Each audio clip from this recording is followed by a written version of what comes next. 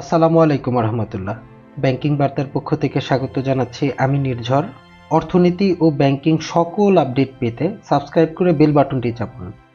চলুন এবার দেখে নেওয়া যাক আজকের আপডেট। 10 ব্যাংক নিয়ে শ্বেতপত্রের চাঞ্চল্যকর তথ্য।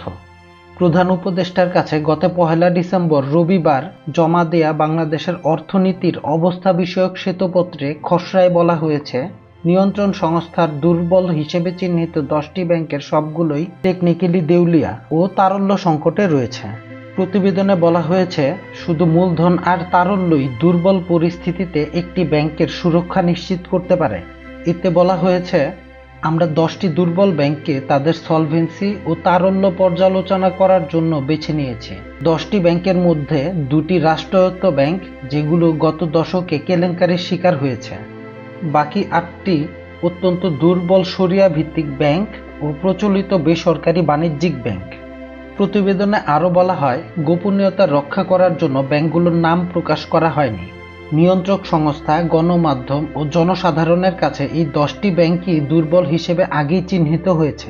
এই 10টি ব্যাংকের সমন্বিত ঋণ ও আমানত মোট ঋণের 33% এবং ব্যাংক খাতের মোট আমানতের 32%। এতে বলা হয়, সম্পদের সম্মিলিত সমন্বয়কৃত মূল্য ছিল প্রদর্শিত মূল্যের 52%। ফলে নিট মূল্য ঋণাত্মক। সবগুলো ব্যাংকেই অতি দুর্বল হিসেবে রেটিং দেয়া হয়েছে। মূলত একটি ব্যাংকের আর্থিক প্রোফাইল আমানতকারীদের চাহিদা পূরণের জন্য সলভেন্সি, তহবিল কাঠামো এবং তরল সম্পদের অংশ হিসেবে মুনাফা, এনপিএল এবং মূলধনের উপর নির্ভর করে। এতে আরও বলা হয়েছে, জনসাধারণ ক্রমান্বয়ে জেনেছে যে এই ব্যাংকগুলো খেলাপি আর্থিক খাত বহির্ভূত কর্পোরেট, দেউলিয়া আর্থিক কর্পোরেট এবং অস্তিত্বহীন প্রতিষ্ঠানগুলোতে উল্লেখযোগ্য পরিমাণ বিনিয়োগ করেছে।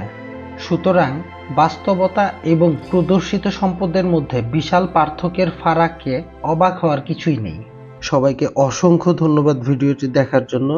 ব্যাংকিং সকল আপডেট পেতে লাইক, শেয়ার এবং সাবস্ক্রাইব করে পাশে থাকুন। দেখা হবে পরবর্তী কোনো ভিডিওতে। সে পর্যন্ত সুস্থ থাকুন, ভালো থাকুন। আসসালামু আলাইকুম রহমতুল্লাহ।